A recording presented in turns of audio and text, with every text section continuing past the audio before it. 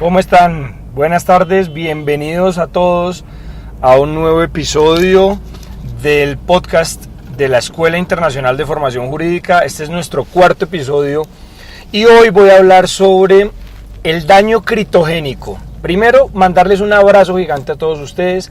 Gracias por el apoyo en este nuevo proyecto. He recibido comentarios fabulosos y por supuesto, simplemente extenderles un gran abrazo y comentarles que tengo una gran satisfacción porque pues hasta el momento el proyecto ha apoyado a mucha gente, ha ayudado a mucha gente y eso es lo más importante. Sin ustedes esto no sería posible. Comentarles también pues las redes sociales. Estamos en YouTube, ahí nos encuentran como Escuela Internacional de Formación Jurídica. La fanpage en Facebook también se llama Escuela Internacional de Formación Jurídica, fanpage desde donde yo transmito semanalmente información en vivo, en video en vivo, en relación con distintos aspectos relacionados con el derecho.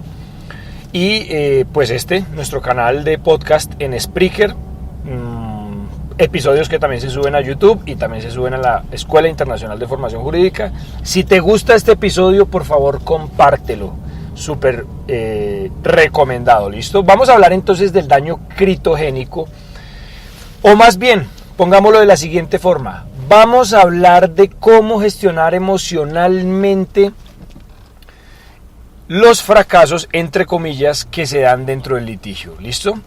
Es decir, gestionar las emociones del litigante. Y para eso me veo en la obligación de hablar de un concepto que se llama daño critogénico, que es primo hermano del daño iatogénico. Voy a empezar por este último, por el daño criatogénico, porque me parece, que nos puede dar más luces para efectos de entender lo que quiero dar a entender en este podcast, valga la redundancia. Empecemos con el daño iatogénico. El daño iatogénico es un daño que sufren los pacientes por el solo hecho, hablando de las intervenciones médicas, es el daño inherente que sufre un paciente por el solo hecho de ser intervenido quirúrgicamente. Es decir, es aquel daño que causa el médico con su intervención en la humanidad del paciente. Entonces, fíjense cómo, a pesar de que, y acá no voy a hablar de responsabilidad médica, pero en principio, entendiendo que no hay responsabilidad médica y que supongamos que la intervención médica salió excelente, salió favorable, fue fabulosa, aún así, el paciente en su humanidad sufrió un daño, sufrió una lesión que le generó dolor. Y ese daño se llama daño iatogénico, es decir, el inherente a la práctica médica. El daño criatogénico es un daño que ha venido cogiendo fuerza en lo que tiene que ver con la práctica del derecho, porque es el daño que sufre la víctima, entendiendo víctima como el demandante, por el solo hecho de estar dentro de un sistema judicial. Dicho de otra forma, el daño criatogénico es aquel daño que sufre el demandante incluso cuando todo el sistema judicial funciona de forma correcta, se emite una sentencia favorable a sus pretensiones y se le reparan económicamente los perjuicios. ¿Y en qué consiste entonces este daño criatogénico? Este daño criatogénico consiste en aquella lesión emocional que sufre la parte demandante por el solo hecho de someterse y de ventilar sus pretensiones o la litis ante un juez y ante un sistema judicial. Entonces, esto es bien interesante. Esto es bien interesante porque estamos hablando de que la administración de justicia, o más bien poner en movimiento el aparato judicial, pone de presente por el solo hecho de su funcionamiento la creación de un daño, la lesión emocional de una persona. E incluso es posible, como ya lo dije, que toda el aparato judicial funcione de forma correcta, se emita una sentencia condenatoria favorable al demandante, que se reconozca una indemnización, pero al final esa indemnización no va a reparar el daño emocional que la persona ha sufrido por el solo hecho de verse sometida a una litis o a una contienda judicial. Y esto trae una información adicional, o esto implica entonces que definitivamente algo está sucediendo. Mejor dicho, esto implica que hay una carga emocional muy fuerte detrás del litigio. Prácticamente eso es lo que significa el daño criatogénico, o lo que deja vislumbrar el daño criatogénico. Esto implica que detrás del litigio existe una carga emocional muy fuerte. Pero la pregunta es, oiga, ¿qué tiene que ver entonces el daño criatogénico si estamos hablando de cómo el litigante debería gestionar las emociones que se generan dentro del pleito? Y la pregunta, o más bien la respuesta, debe ir de la mano precisamente de este daño criatogénico, porque en mi sentir el daño criatogénico no solo es aplicable al demandante, sino es un daño, es una lesión emocional que es extensible a cualquier persona, a cualquier parte que participe dentro de un proceso. Cualquier persona que participe dentro de un proceso, digamos que particularmente las partes y el juez sufren daño criatogénico por el solo hecho de participar en un proceso, cada uno bajo su rol, por supuesto. Pero los que litigamos entendemos un poco más a fondo lo que yo quiero decir, y es que el litigio genera mucho estrés. Uno, por supuesto, para el demandante, pero también para las partes, dependiendo, entre otras, del volumen de trabajo que uno tenga, pero también del vínculo emocional que surge entre el caso y el abogado. Y creo que esto tiene además un punto adicional, y es que para nosotros como abogados poder representar un cliente, al menos es mi punto de vista, mínimo tenemos que creer en nuestra teoría del caso. ¿Qué es nuestra teoría del caso? Es una versión fáctico-jurídico-probatoria que le vamos a exponer al juez, a partir de la cual vamos a explicar por qué nuestras pretensiones o nuestras excepciones deben ser asumidas de forma favorable. Pero lo cierto es que al menos cuando yo demando, cuando yo contesto una demanda, en todo caso cuando yo asumo el poder como abogado, yo lo asumo bajo el concepto de que yo estoy totalmente convencido de que, al menos en el 90% de los casos es así, de que yo voy a ganar. Puede que no gane, eso es cierto, puede que no gane, pero yo estoy convencido de que existen posibilidades de ganar. Entonces, eso ya implica una atadura emocional de parte del abogado hacia el caso. La pregunta es, oiga, ¿podemos desatarnos emocionalmente del caso? Bueno, es posible que tal vez no nos vinculemos emocionalmente con el cliente, y con esto no quiero decir nada de que tengamos pues relaciones sentimentales con el cliente, ni mucho menos. Simplemente estoy hablando, una cosa es que nos vinculemos con el caso y con los argumentos, porque estamos convencidos de que nuestros argumentos, por supuesto, pues son viables, y otra cosa es que nos vinculemos emocionalmente con las pretensiones de nuestro cliente y directamente con nuestro cliente y su familia. Son dos cosas distintas, y son dos cosas distintas porque una cosa son los argumentos, otra cosa es el cliente. Además hablo de que la familia del cliente, porque normalmente detrás de un litigio hay una realidad, hay un problema familiar, normalmente hay un problema familiar. Entonces, cuando nosotros asumimos un caso, hay que entender que detrás de lo que le está sucediendo a tu cliente, detrás también hay hechos que de rebote impactan a la familia. Entonces, yo creo que el primer paso para generar al menos una gestión positiva de nuestras emociones, hablando de el litigio, es desvincularnos del cliente y de su familia, es decir, de las circunstancias que vive nuestro cliente, de estar sufriendo por lo que sufre el cliente. Y lo digo con toda la consideración frente al cliente, pero es que el punto de vista es el siguiente: ¿qué saco yo con preocuparme también por lo que el cliente ya se está preocupando? Y digo, más que preocupando, sufriendo por la misma realidad del cliente. O sea, preocuparme, sufrir por lo que esté pasando el cliente, pues realmente no es un asunto que traiga mejoras para el caso.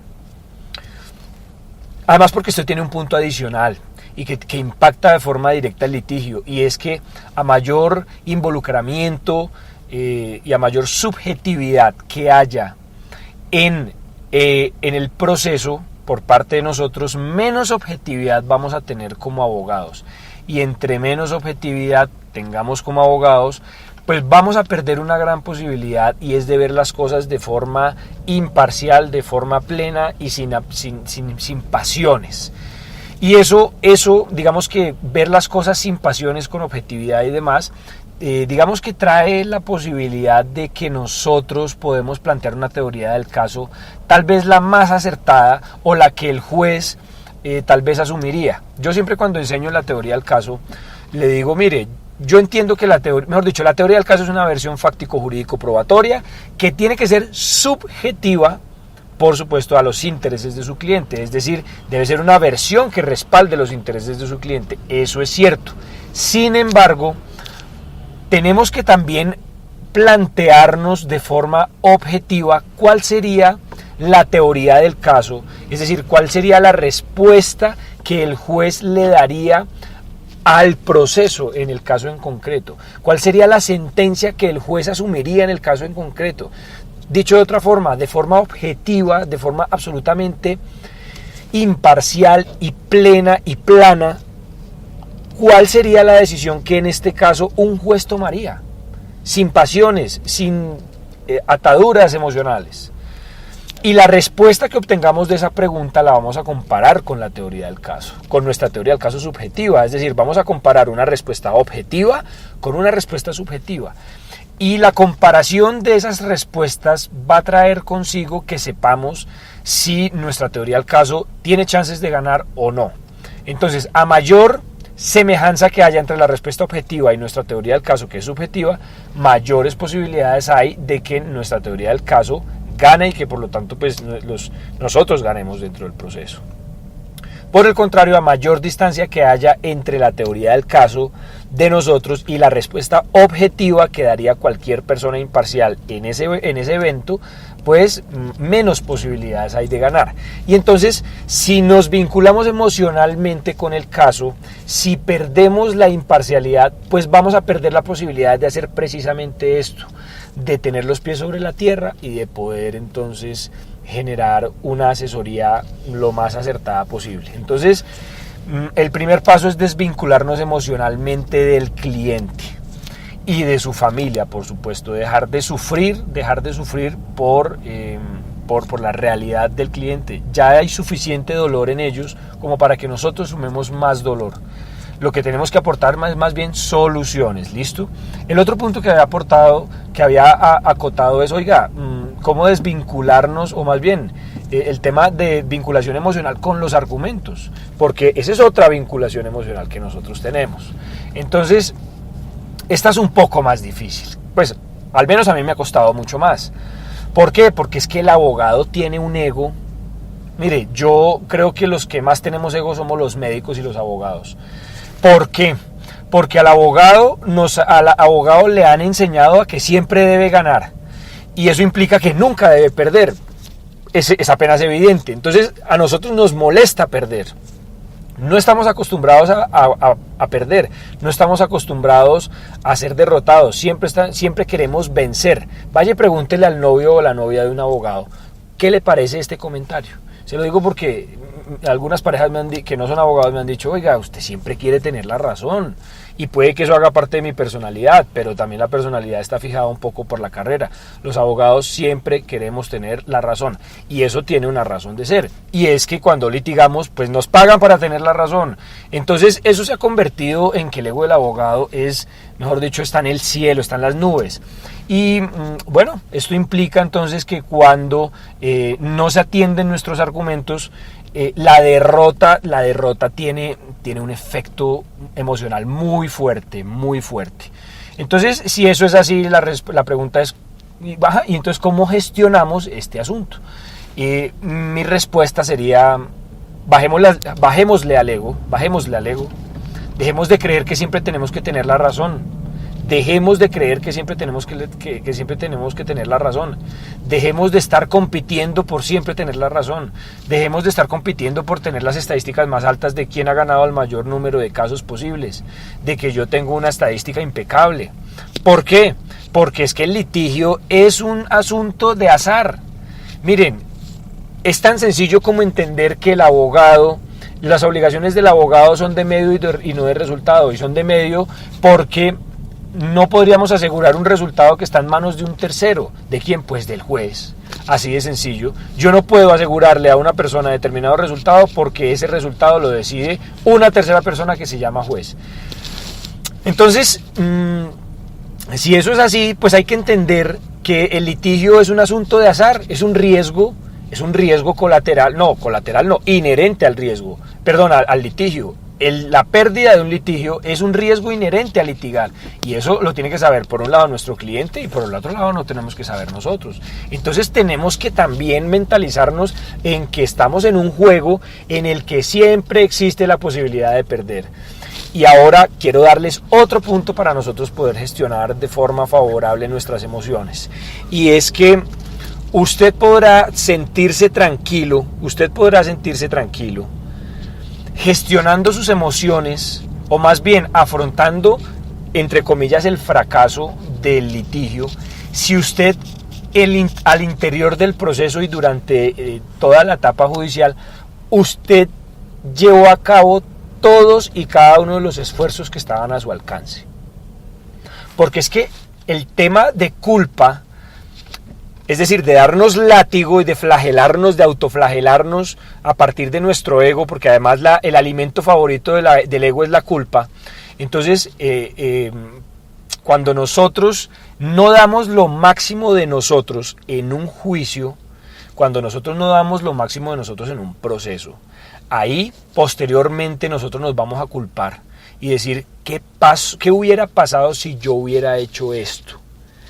Si yo hubiera hecho esto, ¿hubiéramos ganado? Si yo hubiera hecho esto, ¿hubieran reconocido las pretensiones o las excepciones? Y entonces queda el cargo de conciencia. Comienza la culpa a martillarnos. Y es muy difícil poder luego desvincularnos emocionalmente, porque estamos atados a algo que pudimos haber hecho y no lo hicimos. Entonces, haz siempre lo mejor. Siempre lo mejor, con la información que tienes, con las herramientas que tienes, siempre da lo mejor de ti. ¿Y cómo puede uno darse cuenta que uno da lo mejor de uno mismo? Miren, hay una pregunta, yo le hacía una vez, precisamente hablando de este punto con una amiga que es juez en México, yo le decía, mira, yo una de las tácticas que utilizo para definitivamente estar tranquilo con mi trabajo, con lo que yo he hecho, y que si el día de mañana pierdo, no me va a generar ese cargo de conciencia y ese sentimiento de culpa, es preguntarme si yo como cliente estaría satisfecho con el trabajo que yo estoy haciendo. Si la respuesta es no, entonces, pues evidentemente yo tengo que seguir metiéndole, digamos, la candela al documento que estoy realizando. Miren, dicho de otra forma, yo soy súper perfeccionista y eso en parte me ayuda a este punto. Y es que hasta cuando yo no estoy tranquilo con un documento en el que yo digo, yo le metí todos los argumentos que habían, yo no suelto un texto, sea de demanda o sea de contestación. Y eso implica que el día de mañana, si yo pierdo, que seguro en algún momento perderé, estaré tranquilo porque no estaré pensando en, ya no llegará a mí el cargo de conciencia, qué hubiera pasado si yo hubiera presentado este argumento y demás. Entonces, importantísimo entender que nosotros tenemos que hacer todo, absolutamente todo lo que está a nuestro alcance, con lo que tenemos y sabemos en el momento en que presentamos el documento, porque es que acá hay otro punto importante, y es que puede que pase 1 año, 2 años, luego de usted presentar la demanda, y usted en esos 2 años conoció un argumento distinto que en ese momento no conocía. Pues ahí no vale echarse culpas. ¿Por qué? pues por el simple hecho de que usted al momento de contestar la demanda o de presentar la demanda, pues usted no conocía esa información y como no la conocía, pues usted no la puede utilizar. Yo he acotado una frase y es la siguiente: el abogado nunca va a alegar algo que no conoce. El abogado nunca va a alegar lo que no conoce. Y me refiero en temas de hechos, de pruebas y en temas de teorías. Si usted no conoce una norma, no la va a alegar como violada. Si usted no conoce un argumento, no lo va a esbozar como fundamento. Si usted no conoce una prueba, pues no la va a aportar. Entonces, es importante entender pues que tal vez en ese momento usted 2 años después se encontró con una sentencia que apoya su punto de vista. No puede darse látigo usted: ay, si yo hubiera conocido esta sentencia. Pues no la conoció, usted hizo lo que pudo con lo que tenía. Entonces esta es otra forma de quedar tranquilos: hacer lo máximo que podemos. Hacer lo máximo que podemos, dar lo mejor por el cliente. Cuando usted le entrega lo mejor al cliente, entonces usted no tiene luego motivo por el cual ni arrepentirse, ni echarse culpas, porque usted hizo lo mejor que pudo con lo que tenía. ¿Listo? Otro punto importante, vamos 3 tips para poder gestionar la parte emocional. Un cuarto tip es, ya en caso de que por algún motivo usted no pueda, pues pida ayuda. Pida ayuda, hay que pedir ayuda. Mire, vuelvo y repito, el abogado tiene el ego gigante. Mire, tan gigante lo tiene que los recursos de reposición deberían desaparecer. Porque los recursos de reposición básicamente es que quien emitió la decisión evalúe si él mismo cometió un error. Yo afortunadamente tuve la posibilidad de conocer una juez que revocó su propia decisión cuando interpuse el recurso, pero de todo lo que yo he litigado, solo he visto una sola vez lo he visto. De resto es el ego del juez el que no lo deja cambiar de opinión, porque el juez es el que más sabe y si me equivoco, ¿qué dirán? Y demás. Entonces fíjense, ese es el nivel de ego que tenemos los abogados. Siempre queremos ganar. Si aún estos tips no le funcionan, busque ayuda. Entonces deje de pensar que usted se las sabe todas. Deje de pensar que usted tiene la solución a todo. Deje de pensar que usted es autosuficiente. Deje de pensar que usted no necesita a nadie, porque sí usted necesita a las personas. En este caso usted necesitaría o a un coach o a un psicólogo. Miren, les cuento una infidencia. Este segundo semestre, iniciando el semestre en la universidad, hablando yo con otros profesores en una inducción que nos estaban dando, salió precisamente el tema de la gestión de situaciones emocionales. Y la persona que hizo el comentario es un juez penal.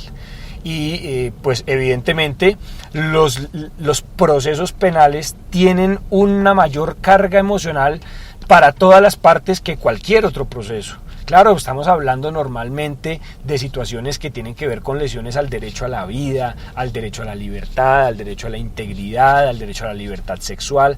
Entonces estamos hablando de violaciones, de muertes, de torturas, de secuestros. Entonces evidentemente gestionar las emociones por parte de un juez pues implica, en este caso me comentaba él, la ayuda de una tercera persona. Sí, él evidentemente tiene unas herramientas que ha aprendido para gestionar sus propias emociones, sí, eso es cierto, pero llega un punto en que la persona se vuelve o necesita ayuda. Y me pareció genial escucharlo de un abogado decir: hombre, yo necesito ayuda, tengo que ir donde un psicólogo. Y entonces él cada que necesita, va dando un psicólogo a una persona a que le resuelva, a que le dé un punto de vista distinto y le permita gestionar de forma inteligente sus emociones. Porque si no, una persona con toda la carga emocional de, 1,000, 2,000 procesos, pues evidentemente va a tener un daño criatogénico fuertísimo. Y acá vuelvo y conecto con el tema del daño criatogénico. Es que el daño criatogénico se extiende a todas las partes, a los jueces, a los peritos, bueno, no sé si a los peritos, pero sí a las partes, a los jueces, también incluso a los testigos. Entonces, esto es bien importante, el solo hecho de servir a la administración de justicia trae una lesión emocional que tenemos que aprender a gestionar, entonces el cuarto punto es pedir ayuda, y obviamente, como había dicho, ojalá de una persona cualificada, ya sea de un coach o ya sea pues de un psicólogo, ¿listo? Y bueno, ya con esto termino el podcast de hoy. Quería compartirles la carga emocional que implica el litigio. Esto sería bueno que también lo supieran los clientes, porque muchas veces ellos tienen su propio daño criatogénico, pero no entienden que nosotros también tenemos nuestro propio daño criatogénico y que pues evidentemente existe. Bueno, y antes de terminar creo que hay un comentario adicional, y es que no sé si el juez, porque yo no he sido juez y tampoco lo he escuchado de un juez. Con esto que voy a decir entonces, no quiero decir que los jueces no vayan a sufrir daño criatogénico por lo que voy a decir. Simplemente estoy diciendo lo desconozco y por lo tanto solo hago referencia a lo que tiene que ver pues con la persona del litigante, al menos con la persona del litigante de David Peñuela. ¿Listo? Entonces, creo que hay otro daño criatogénico, y no es por el solo hecho de estar envuelto en un sistema judicial, sino por la mora judicial. Uy, Dios, miren, la mora judicial es un aspecto que puede causar daños realmente emocionales a un litigante. Uno, por un lado, el daño criatogénico por la mora judicial. Otro, por el desconocimiento de la norma y de la disciplina sobre la cual se está litigando por parte del juez. Eso es otro asunto que genera un desgaste emocional muy fuerte. ¿Por qué? Porque durante todo el proceso a uno le toca estar casi que peleando con el juez, diciéndole: señor juez, es que las cosas no son así. Mire, de acuerdo a la teoría y de acuerdo a las prácticas actuales y las teorías actuales, esa situación no es así, sino es asá. Y yo lo digo por experiencia, porque realmente esa es la razón por la cual a mí casi no me gusta litigar en la parte de responsabilidad civil, porque en Colombia los jueces civiles tienen bajo su conocimiento distintos asuntos de distinta naturaleza, que implica entonces que ellos tienen que saber de muchas cosas, pero eso a su vez tiene una desventaja, y es que no pueden especializarse sobre un punto específico. Entonces, por ejemplo, los jueces civiles conocen de restitución de inmueble arrendado. Acá me puedo estar equivocando y les pido mil disculpas a los procesalistas que saben las competencias de los jueces de los jueces civiles, pero entonces conocen de pertenencias, conocen entonces de incumplimiento de contrato, de arriendo, y terminan conociendo de asuntos de responsabilidad. Entonces me ha pasado muchas veces que cuando yo hablo de asuntos de responsabilidad, pues yo hablo desde la especialidad, porque yo soy especialista en ese asunto, y me doy cuenta que existe una ausencia, pero notable, de responsabilidad, una ausencia notable de conocimiento respecto del área de la responsabilidad en un juez civil. Por ejemplo, cuando estamos hablando de responsabilidad médica, tienen un conocimiento, una ausencia de conocimiento, no todos por supuesto, pero los que me han tocado, sobre la materia de responsabilidad médica, y entonces lo que hacen es simplemente hacer caso omiso a los argumentos que nosotros les damos. Como no conocen los argumentos, lo que hacen es ignorarlos. Otro punto relacionado con la mora, bueno, esta no es mora, sino que es aplicación defectuosa del ordenamiento jurídico, me lo acabo de inventar. Otro punto relacionado con este aspecto que puede generar frustración en el abogado es la práctica, o más bien la no aplicación correcta del ordenamiento jurídico por parte de los jueces. Miren, voy a comentarles algo muy, muy rápido. En estos días presenté una demanda y me la inadmitieron. Con 12 puntos, de los cuales uno solamente está inmerso en una causal de inadmisión de la demanda. Todos sabemos, o por lo menos en Colombia, pero estoy casi seguro que en todos los países, las causales de inadmisión son taxativas, es decir, están insertas en la ley y solo bajo esas causales un juez puede inadmitir la demanda. Entonces, cuando yo leí el auto bajo el cual la decisión a partir de la cual se inadmitió la demanda, solo una de las 12 causales por las cuales se inadmitió la demanda se subsumía en una norma, en una causal, y eso que ese único motivo por el cual se inadmitió la demanda, que sí se subsumía de alguna forma en la norma, era también totalmente debatible. Entonces, ¿qué me tocó hacer a mí? Pues subsanar la demanda, obviamente dar las explicaciones, decirle al juez en varios puntos: esta causal no está incluida en la norma como es taxativa, esta no es una razón para inadmitir la demanda. ¿Y saben qué pasó? Presenté la subsanación, y me rechazaron la demanda. Y yo estoy casi seguro, mejor dicho, estoy como las pruebas de embarazo, 99.99% seguro, que la inadmisión de esa demanda se dio por una de dos o por las dos razones que voy a dar a continuación. Primero, la juez no sabe de responsabilidad médica, y de eso me di cuenta cuando leí el auto de inadmisión de la demanda, y me di cuenta porque me pedía, por ejemplo, que el poder que me dieron los clientes especificara si la responsabilidad del Estado que yo estaba debatiendo era una responsabilidad contractual o extracontractual. En el poder no hay necesidad de que esa aclaración quede inserta, porque la responsabilidad del Estado, la responsabilidad patrimonial del Estado, puede ser o contractual o extracontractual. Eso implica que el poder que me dieron a mí tiene una amplia facultad, a pesar de que es un poder especial, tiene la amplia facultad para que yo les represente a ellos en la responsabilidad tanto contractual como extracontractual. Eso por un lado. Y por el otro, ninguna de las causales de inadmisión de la demanda contempladas en el código se establece que el poder debe tener esa especificidad. Entonces, bueno, y eso aunado a otros argumentos, por ejemplo, de tipología de perjuicios, diciéndome que yo tenía que modificar la tipología de los perjuicios porque ella no me lo dijo, pero yo lo entendí así y me di cuenta, porque ella no conocía una de las tipologías que yo estaba alegando. Que ella no lo conozca y que no lea las sentencias de la Corte Suprema de Justicia no quiere decir que evidentemente pues se vaya a inadmitir por esa razón.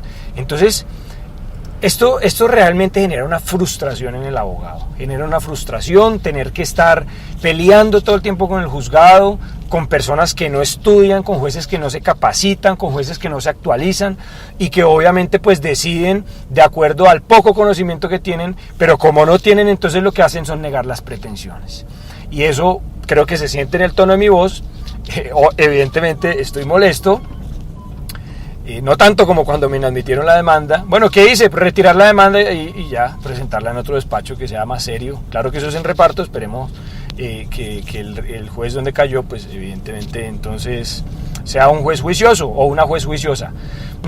Pero eso genera un desgaste emocional fuerte. ¿Saben por qué? Porque uno está haciendo las cosas de forma correcta. Porque molesta que uno conozca el ordenamiento jurídico y que el juez no lo conozca. Se supone que el juez es juez porque sabe más de derecho que las otras personas que no son jueces. Y si eso es así, ¿por qué desconocen el ordenamiento jurídico?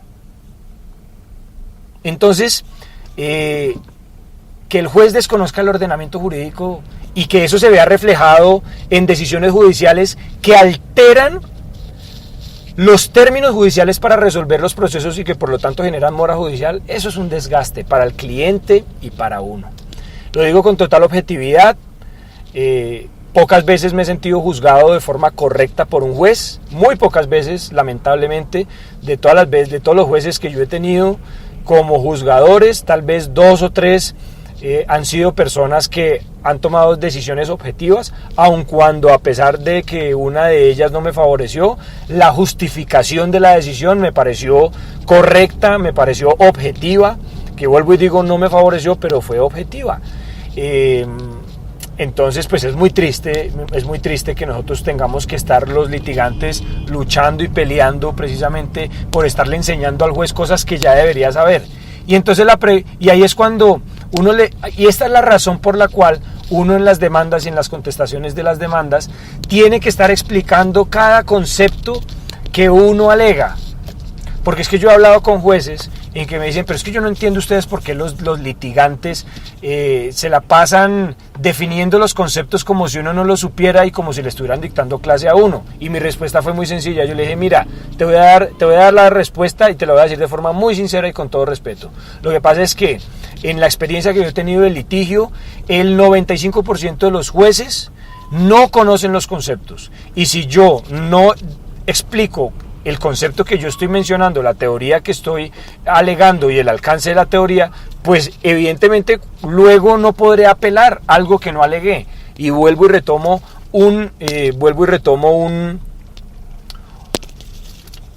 una idea que di al principio, un comentario: el abogado nunca podrá alegar algo que desconoce. Entonces, si yo no inserto esa información en la demanda o en la contestación, pues evidentemente es un punto que sobre el cual posteriormente yo no podré alegar en sede de apelación. Eso por un lado, y por el otro, yo no tengo una bola de cristal para saber si el juez del reparto, si al juez al que le cayó la sentencia o al cual, le cayó la demanda o al que se le asignó la resolución de esa demanda, es un juez que es diligente, juicioso y estudioso. Yo no lo sé, no lo sé, yo no tengo un listado, que sería bueno comenzarlo a hacer.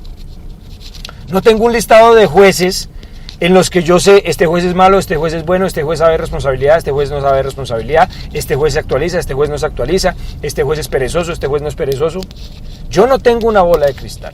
Y como no tengo una bola de cristal, yo prefiero que el juez, cuando lea la demanda o la contestación, piense que yo tal vez quiero enseñarle, y no correr el riesgo de que si doy con un juez que es un tinterillo, un juez que está desactualizado y que no se ha capacitado, pues ante ese evento, pues que el juez no vea la información que yo le estoy dando, no lea las sentencias que yo le estoy poniendo.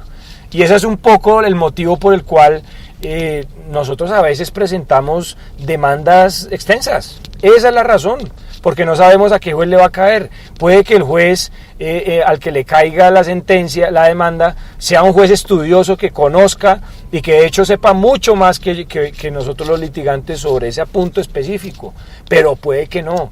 Sí, pues evidentemente no tendríamos que hacer demandas tan extensas, sino simplemente justificar el porqué de nuestras pretensiones o de nuestras excepciones. Pero como ese no es así, como eso no pasa en la práctica, y como por el contrario en la práctica pasa todo lo contrario, es que la mayoría de jueces no están capacitados en el punto específico, entonces pues pasa esto. Ahora bien, y ya para terminar, hace poco estuve hablando con un juez administrativo acá en Colombia, y me decía que ese asunto está cambiando, que ya están ingresando a la rama jueces muy pilos, jueces muy serios, jueces muy juiciosos, y pues bueno, en buena hora, bienvenidos. Yo feliz, me atrevería a hablar también en nombre de los litigantes, nosotros felices porque tengamos jueces pilos, jueces actualizados, jueces ecuánimes, jueces justos, que sepan controlar su ego, precisamente para que el daño criatogénico no se genere con tanta intensidad.